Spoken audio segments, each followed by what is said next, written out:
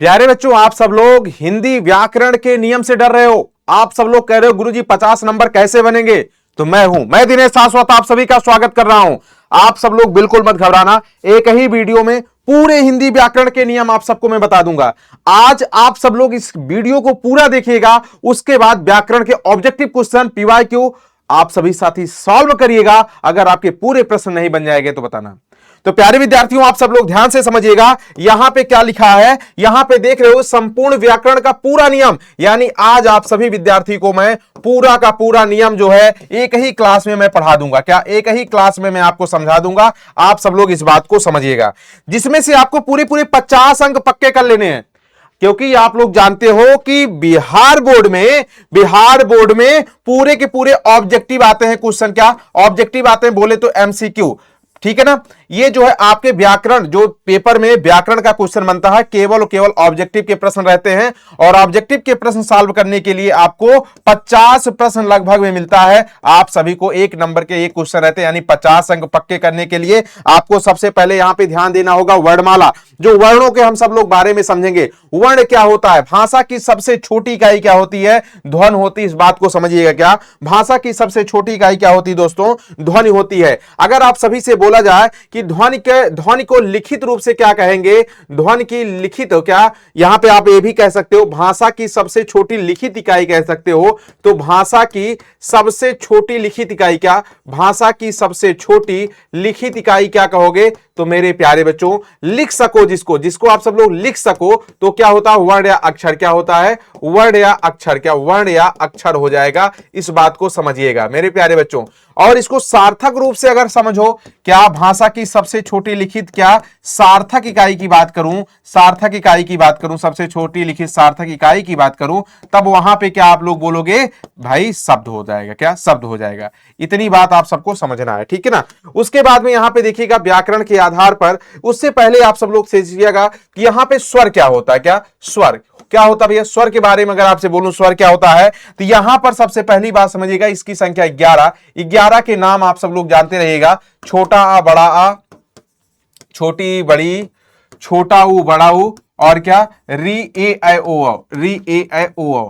बस इतनी बात आप सब लोग समझिएगा। इनकी संख्या कितनी हो जाएगी, इनकी संख्या टोटल 11 हो जाएगी, जिसमें से छोटा आ को शहीद स्वर भी कह सकते हो। क्या शहीद स्वर भी कहते हो, इस बात को समझिएगा। अगर आपसे बोले कि स्वर के भेद भी होते हैं क्या गुरुजी, तो याद रखिएगा स्वर के भेद 3 होते हैं, यह भी बात याद रखना है। 3 कौन कौन से होते हैं, हरस स्वर के अंतर्गत कौन कौन सा आएगा, हरस स्वर के अंतर्गत कौन आएगा, और दीर्घ स्वर के अंतर्गत कौन आएगा, और प्लुस स्वर के अंतर्गत कौन आएगा। इस बात को समझिएगा।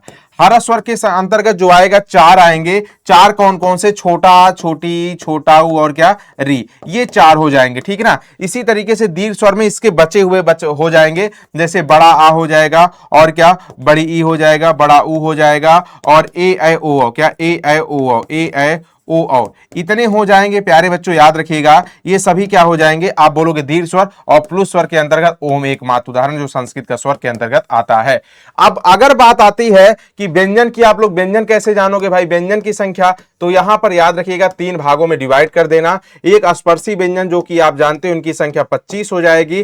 कहां से कहां तक, का से लेकर मा तक, ठीक है ना। एक अंतस्थ व्यंजन मेरे प्यारे बच्चों, अंतस्थ व्यंजन की संख्या 4, कौन कौन से, यारा लावा, यारा लावा। और उसके बाद मेरे प्रिय विद्यार्थी आप सब लोग समझिएगा तीसरा उस व्यंजन, उस व्यंजन की संख्या 4, सा सा साहा। क्या सा सा साहा। इतनी बात आप सभी को समझना है। अगर प्रिय विद्यार्थी आपसे कोई पूछे कि गुरुजी संयुक्त व्यंजन की संख्या कितनी होती है, तो संयुक्त व्यंजन की संख्या आप लोग कितना बताओगे, 4 बताना। 4 कौन कौन से, छात्रा ज्ञासरा। क्या छात्रा ज्ञासरा। किसके किसकी योग से बनता है, का और सा की योग से, का और सा की योग से, त्रा जो है ता और रा के योग से, और ज्ञा जो है जा और इया के योग से। क्या जा और इया के योग से, स्रा जो है सा और रा के योग से बनता है। इस बात को ध्यान से समझिएगा।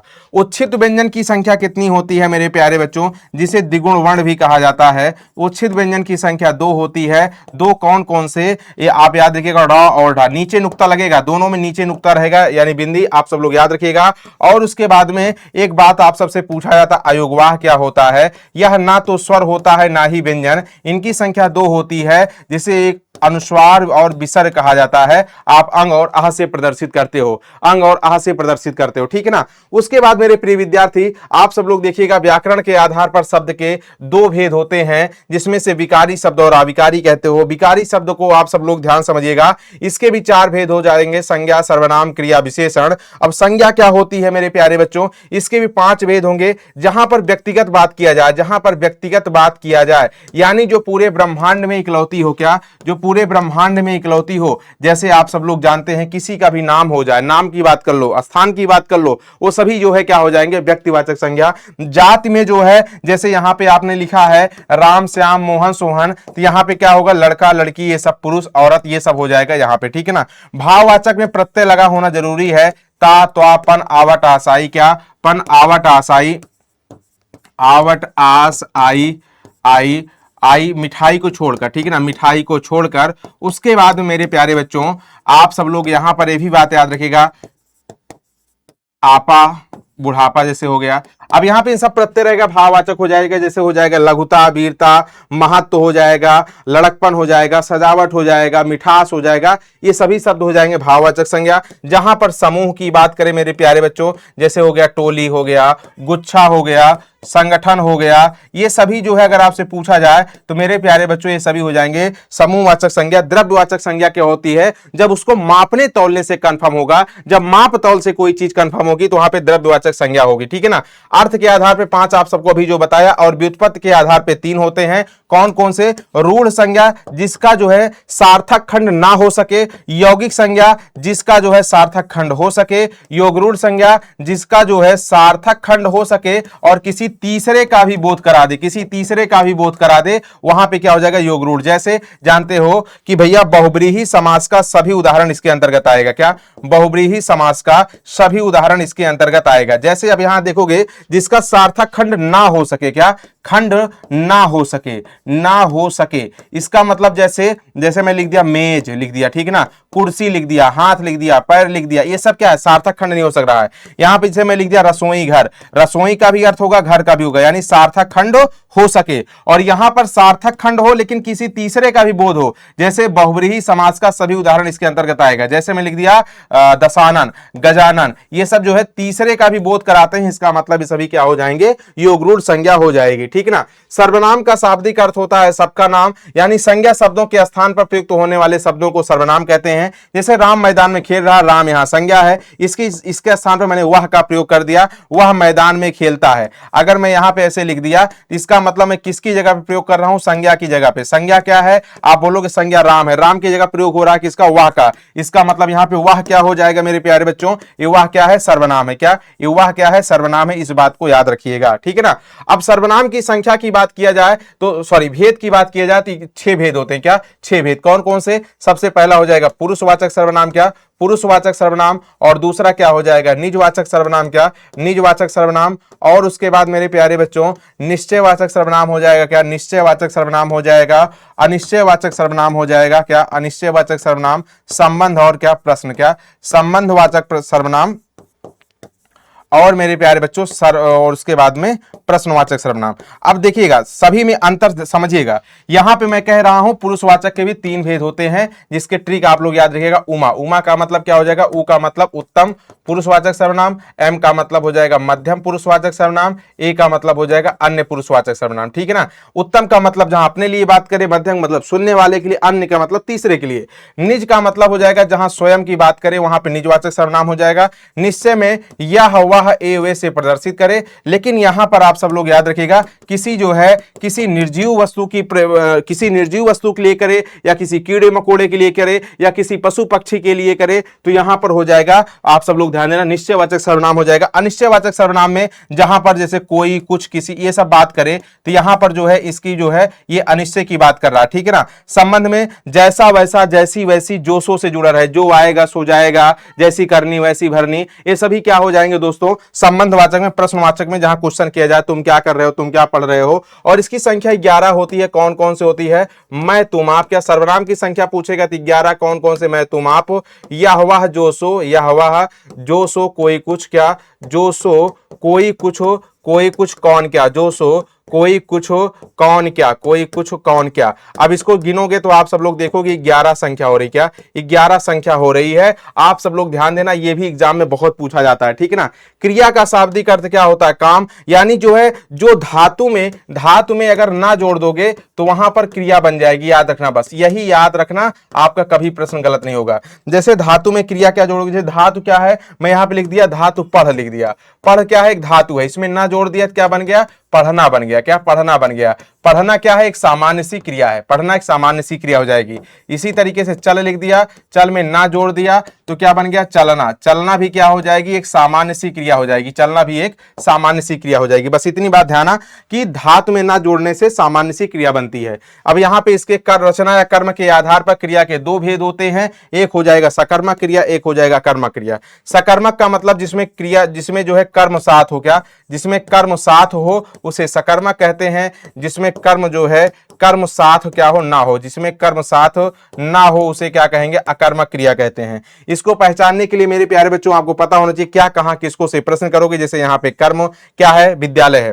क्या, कहां, किसको। देखिए एक बात और आपको बता दूं, अकर्मक में क्या याद रखना खास करके, अकर्मक में क्या याद रखना खास करके, आप सब लोग अकर्मक में क्या याद करना, जहां पर रोने की क्रिया हो, ठीक है ना, जहां पर सोने की क्रिया हो, जहां पर दौड़ने की क्रिया हो, ठीक है, जहां पर हंसने की क्रिया हो, ठीक है, जहां पर हंसने की क्रिया हो, जहां पर चिल्लाने की जो है चिल्लाने की क्रिया हो, जहां पर मेरे प्यारे बच्चों बरसने की क्रिया हो, अगर ये सभी जो है इस टाइप की क्रिया हो रही हो ना तो हमेशा अकर्मक क्रिया होती, याद रखना। यहां पे फुटबॉल खेल रहा है, विद्यालय जा रहा है, सभी क्या है, सकर्मक क्रिया है, ठीक है ना। अकर्मक जैसे सोने क्रिया हो गई, नाचने क्रिया हो गई, देख रहे हैं ना, ये सब क्या है, अकर्मक क्रिया। इस सब बातों को याद रखना है आप सबको, ठीक है ना।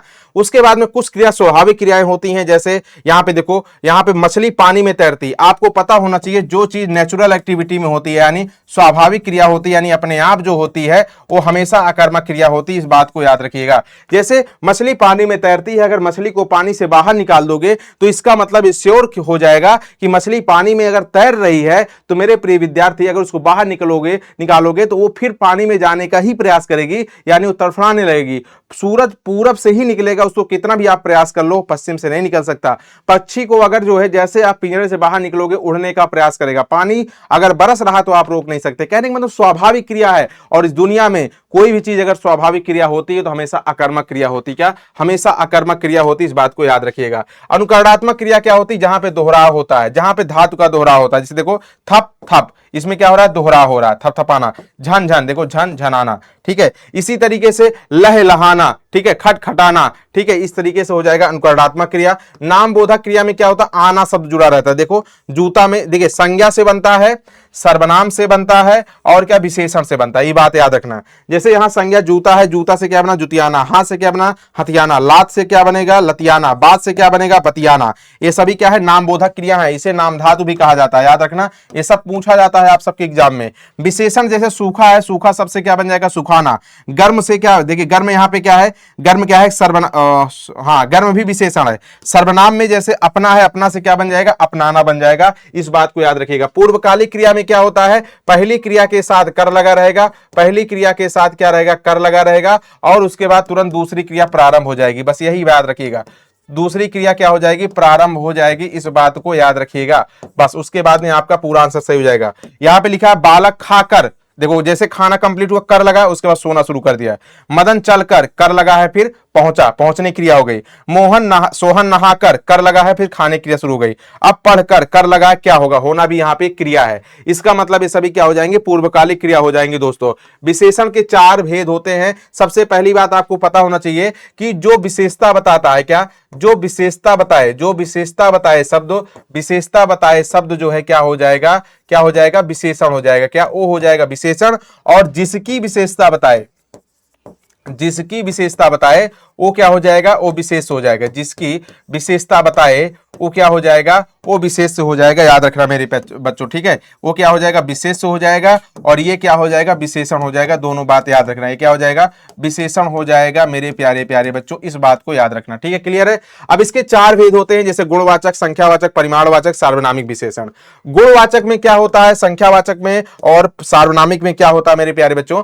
गुणवाचक में हमेशा याद रखिएगा, यहां पर जो है प्यारे बच्चों, गुण, दोष, आकार, रंग, रूप, स्थिति, अवस्था, इन सब की जहां भी चर्चा की जाएगी सब गुणवाचक में आएगा। देख रहे हो ना, लंबा चौड़ा मोटा, अच्छा बुरा, मीठा तीखा, काला सफेद, लाल नया पुराना, मतलब इन सब की जैसे चर्चा करोगे सीधे गुणवाचक विशेषण में आप सब लोग ला देना, ठीक है ना। और उसके बाद में गुणवाचक की विशेषताएं भी होती है, जैसे मूलावस्था, उत्तरावस्था, उत्तमावस्था। यहां पे मूलावस्था में केवल एक की चर्चा होती है, उत्तरावस्था में दो की चर्चा होती है, उत्तमावस्था में दो से अधिक की चर्चा होती है। बस इतनी बात ध्यान देना, बस इतनी बात ध्यान देना। सिर्फ यहां पे क्या, यहां पे जो है याद रखिएगा, सिर्फ दो की चर्चा होती है और उसके बाद में वहां दो से अधिक की चर्चा होती है। जैसे यहां मूलावस्था में है भाई, सीधी बात कहा जा रहा है, किसी एक की अच्छाई बुराई बताई जाएगी। राम जो है मोटा लड़का है तो है, किसी से तुलना नहीं की जा रही है। उत्तरावस्था में दो की बात की जाएगी, जैसे सीता गीता से छोटी है, राम श्याम से सुंदर है, दो की तुलना की जाएगी, चाहे अच्छाई बताई जाए चाहे बुराई बताई जाए। उत्तमावस्था में दो से अधिक की चर्चा की जाएगी, जैसे रोहित शर्मा क्रिकेट खिलाड़ियों में सर्वश्रेष्ठ है। अब कोई भी खिलाड़ी हो, मुझे इससे नहीं मतलब कि रोहित शर्मा से ही है, लेकिन खिलाड़ी तो बहुत सारे हैं, इसमें दो से अधिक में किसी एक को अच्छा या बुरा बताया जाएगा।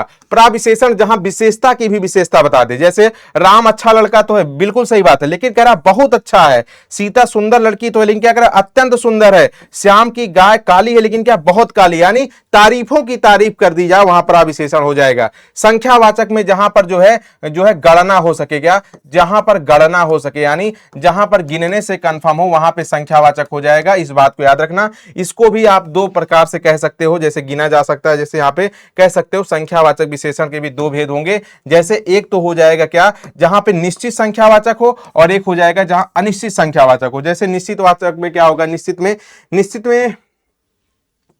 यहां लिख देता हूं, जैसे यहां पे मैं लिख दिया क्या, 10 आदमी, क्या 10 आदमी लिख दिया, या लिख दिया क्या, मेला में 1000 लोग आए हैं, क्या मेला में 1000 लोग आए हैं। इसका मतलब हम सब लोग इनको गिन सकते हैं और एकदम कंफर्म है, निश्चित बता रहा है। लेकिन अनिश्चित कैसे होगा, बहुत आदमी आए हैं, कम आदमी आए हैं, अधिक आदमी आए हैं, ज्यादा आदमी आए हैं। इसका मतलब ये देखो, कुछ आदमी चले गए, कितने चले गए कंफर्म नहीं है, भीड़ में अधिक लोग हैं, वहां बहुत आदमी खड़े थे, 3-4 बालक जा रहे थे, कंफर्म नहीं 3 जा रहे थे 4 जा रहे थे। इसका मतलब ये सभी क्या हो जाएगा, अनिश्चित संख्यावाचक विशेषण। परिमाण में क्या होगा, जहां पर मापना और तौलना कंफर्म हो, जहां पे माप तौल होगा वहां पे वही कंफर्म होगा। निश्चित परिमाण भी हो सकता है, अनिश्चित भी।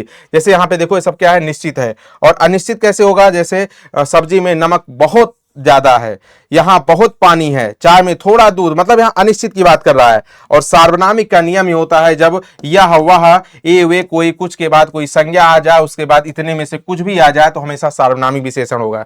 जैसे देखिएगा, वह आया है, ये देखो इसमें से कुछ भी आ जाए, उसके बाद लड़का आया, लड़का क्या है, लगभग जातिवाचक संज्ञा है। नेता, नेता भी क्या है, संज्ञा है। देखो यहाँ पे इसी तरीके से पूरे उदाहरण आपको मिल जाएंगे। ये अगर नियम फॉलो कर रहा है तो आप बता देना सार्वनामिक विशेषण हो जाएगा। क्या, ये सार्वनामिक विशेषण हो जाएगा। देखिए इतने उदाहरण है, आप कोई भी उदाहरण इसमें देख सकते हो, ठीक है ना। उसके बाद आप सभी विद्यार्थी को मैं बताऊं यहां पर मेरे प्यारे बच्चों, कि जैसे आपने देखा क्या, लिंग, ठीक है, लिंग टॉपिक। अब लिंग जो है यहाँ पे दो भेद होते हैं, एक तो होता है क्या, स्त्रीलिंग, एक क्या होता है स्त्रीलिंग, और जहां पे एक होता है क्या, पुल्लिंग, क्या एक हो जाता है पुल्लिंग। अब यहां पर जहां स्त्री की बात करेगा वहां स्त्रीलिंग, और जहां पुरुष की बात करेगा वहां पे पुल्लिंग। लेकिन यहां पे आप सबको पहचान कैसे करना है, जैसे यहां पे आपको मैं बताया, जैसे लिख दिया पानी, पानी लिख दिया। अब आपसे पूछे इसमें कौन सा लिंग है, तो इसके पहले आप विशेषण शब्द जोड़ दो बस। अच्छा पानी होता है, आप बताओ अच्छा पानी होता है कि अच्छी पानी होती है, बताओ क्या कहते हो। पानी बहुत अच्छा है, पानी बहुत अच्छी है, क्या कहते हो, अच्छी पानी है कि अच्छा पानी, आप कहते हो अच्छा पानी है। इसका मतलब पानी शब्द क्या हो जाएगा, पुल्लिंग हो जाएगा, क्या पुल्लिंग हो जाएगा। ऐसे स्त्रीलिंग नहीं होगा। इसी तरीके से आपको इसकी पहचान की ट्रिक हो जाती है, और 100% इसी से आप सब लोग को आंसर सॉल्व करना होता है। वचन की अगर बात किया जाए मेरे प्यारे बच्चों, इसके भी दो भेद होते हैं, एक होता है एक वचन, एक होता है बहुवचन। अब मेरे प्यारे विद्यार्थियों, इसके बारे में भी आप सभी को मैं नियम पूरा पढ़ा रखा हूं, आप सब लोग इसके भी रूल आप सब लोग देख सकते हो, यूट्यूब पर पूरा का पूरा डिटेल पढ़ाया हूं, ठीक है। अब कारक की बात किया जाए तो मेरे प्यारे बच्चों, कारक की भेद जितने होते हैं, कितने 8 होते हैं, ठीक है। मुख्य रूप से सिर्फ 6 होते हैं, लेकिन यहां 8 के बारे में आपको जानना है। जैसे क्या होता है कर्ता, कर्ता इसका चिन्ह क्या होगा, ने, कर्म को कर्ता ने, कर्म को करण से के द्वारा क्या, करण से के द्वारा, करण से के द्वारा, करण से के द्वारा, और उसके बाद में संप्रदान को के लिए, संप्रदान को के लिए, संप्रदान को के लिए अपादान से अलग, क्या, को के लिए अपादान से अलग, अपादान से अलग, अलग का मतलब अलगाव की बात कर रहा है यहां पे, ठीक है ना। उसके बाद में संबंध काकी के रारी रे नानी ने, संबंध काकी के रारी रे नानी ने, याद रखना। उसके बाद में अधिकरण में पर, अधिकरण में पर, अधिकरणों में पर, अधिकरण में पर, और उसके बाद में संबोधन हे अरे, क्या, संबोधन हे अरे, संबोधन हे अरे। अभी ये बात क्लियर है। इसका मतलब ये भी जो है कारक में ये बात आ गई, ठीक है। समास में इसी तरीके से बात आप सबको करना, देखो नियम बता रहा हूं, ठीक है, बाकी पूरी थ्योरी पूरा डिटेल में पढ़ा रखा हूं, यूट्यूब पे आप देख सकते हो। समास में जो है 6 भेद हो जाएंगे, जैसे मैं बताया अव्ययी भाव समास, क्या, अव्ययी भाव समास। इसमें कौन सा पद प्रधान होगा, पूर्व पद प्रधान होगा, ठीक है ना। इसी तरीके से तत्पुरुष समास की बात करूं तो तत्पुरुष में क्या होगा भाई, उत्तर पद प्रधान होगा, उत्तर पद प्रधान होगा। द्विगु समास की बात करूं और जो है कर्मधारय की बात करूं तो ये तीनों में क्या हो जाएगा, तीनों में मेरे प्यारे बच्चों उत्तर पद प्रधान होगा, क्या, तीनों में उत्तर पद प्रधान होगा। अब उसके बाद में द्वंद्व समास की बात करूं या जो है यहां पे जो है दोनों पद प्रधान होगा, द्वंद्व में दोनों पद प्रधान होगा। और उसके बाद में बहुव्रीहि समास में क्या होगा, बहुव्रीहि समास में क्या होगा मेरे प्यारे बच्चों, तो आप बोलोगे गुरुजी तीसरा पद प्रधान होगा, क्या, तीसरा पद प्रधान होगा या अन्य पद प्रधान होगा, क्या, या अन्य पद प्रधान होगा। याद रखना इस बात को। अगर बात किया जाए वाच्य क्या होता है गुरुजी, तो वाच्य के जो है 3 भेद होते हैं। कर्तृवाच्य, क्या, कर्तृवाच्य होता है, और कर्मवाच्य होता है, और क्या, भाववाच्य होता है। इसमें जो है कर्ता प्रधान होता है, क्या, यहां पे कर्ता प्रधान होता है, यहां पे कर्म प्रधान होता है, यहां पे भाव प्रधान होता है, क्या, भाव प्रधान होता है, ठीक है। ये जो है ध्यान देना, ये सकर्मक और अकर्मक दोनों क्रिया होती है, क्या, ये सकर्मक और अकर्मक क्रिया दोनों हो सकती हैं, सकर्मक और अकर्मक दोनों हो सकती हैं। ये केवल सकर्मक हो सकती हैं, क्या, ये केवल सकर्मक हो सकती हैं, और ये केवल जो है क्या, अकर्मक हो सकती हैं। ये भी बात याद रखिएगा मेरे प्यारे बच्चों, ये सब जो है क्या की पॉइंट है आप सबको समझने के लिए, ठीक है ना। आप सभी विद्यार्थी इस बात को ध्यान से समझिएगा, ऐसे प्रश्न आप सभी के एग्जाम में बनते हैं। अब आप सब लोग इससे क्वेश्चन सॉल्व करिएगा, कोई क्वेश्चन आपको परेशान नहीं कर सकता। पूरे के पूरे जो है हिंदी व्याकरण के नियम लगभग मैं आप सबको बता दिया हूं, और ऐसे क्वेश्चन आप सभी को सॉल्व करना है। एक बात और ध्यान देना, निपात के अगर भेद पूछेगा तो निपात के 9 भेद होते हैं, ये भी बात याद रखना मेरे प्यारे बच्चों। क्या, निपात के भेद पूछेगा तो निपात के 9 भेद होते हैं। अव्यय के भेद पूछेगा तो अव्यय के कितने भेद होते हैं, 4 भेद होते हैं। अव्यय को आविकारी शब्द भी कहा जाता है, क्या, अव्यय को क्या, आविकारी शब्द भी कहा जाता है। ये भी बात याद रखना मेरे प्यारे बच्चों, ठीक है ना। ये भी बात याद आप सबको रखना चाहिए, ठीक है। थैंक यू वेरी मच, अपना ख्याल रखना, बाय बाय, टेक केयर। आप सभी विद्यार्थी को ये कैसी लगी क्लास, अब इस बात को ध्यान समझिएगा, पूरे नियम को अगर आपके माइंड, देखिए आप सबको मैं पूरी थ्योरी पढ़ाया हूं, डिटेल करके एक एक टॉपिक करके पढ़ाया हूं। और इस बात ध्यान देना, अगर मैं आप सभी से कहूं संधि अगर पूछ ले तो याद रखना संधि के 3 भेद होते हैं। संधि के 3 भेद होते हैं, कौन कौन से, स्वर संधि हो जाएगी, और क्या, व्यंजन संधि हो जाएगी, और क्या भाई, विसर्ग संधि, क्या, विसर्ग संधि। लेकिन यहां पे आपको पता होना चाहिए इसके दोनों के भेद नहीं होंगे। स्वर संधि के भी 5 भेद होते हैं, दीर्घ, गुण, वृद्धि, यण, अयादि। क्या, दीर्घ हो जाएगा, गुण हो जाएगा, वृद्धि हो जाएगा, वृद्ध, यण, आयादि। अब मेरे प्यारे बच्चों इस बात को समझिएगा, इन जो है आप सब लोग यहां से क्वेश्चन इसके सबके नियम में पढ़ाया हूं, इसके नियम आप सब लोग याद रखिएगा, इसके क्वेश्चन सॉल्व करिएगा। अगर कोई भी क्वेश्चन आपको परेशान करता है तो मेरे पास जरूर भेजना। आप सभी को बेस्ट ऑफ लक, हर बच्चा टॉपर बने। और आपको पता है कि जाके जो है वीडियो सेशन में जाके देखिएगा, बहुत दमदार आप सभी को मैं क्लास वीडियो पढ़ाया हूं। पूरे व्याकरण की बात हो, संक्षेपण की बात हो, निबंध लेखन की बात हो, पंद्र लेखन की बात हो, या बात हो संपूर्ण गद्य खंड की, या बात हो संपूर्ण काव्य खंड की, या बात हो प्रतिपूर्ति की, सब कुछ मैं पढ़ा रखा हूं। आप सब लोग देखिएगा, वो दिन दूर नहीं आप लोग हिंदी में 100 में 100 लाने वाले हो। मैं दिनेश शाश्वत आपके सामने इस बात का सौगंध खा के कहता हूं मेरे प्यारे बच्चों, मेरे हर बच्चे हर साल पिछले 7 सालों में लगातार देखा जाए तो 100 में 100, 99, 98 नंबर लेकर आए हैं। आप सब लोग भी उसमें से लाने वाले हो। तो आप सब लोग सब्जेक्टिव जैसे मेहनत कर रहे हो, ऑब्जेक्टिव पर भी मेहनत कर रहे हो। अगर कोई प्रकार की दिक्कत हो, किसी प्रकार की दिक्कत हो, मुझसे पूछ सकते हो। मिलते हैं आप सभी को नेक्स्ट सेशन में। मैं अपनी वाणी को मां सरस्वती के चरणों में समर्पित करते हुए आज के लिए इतना ही। आप सभी को बहुत बहुत धन्यवाद। जरूर बताना वीडियो कैसी लगी। Thank you very much.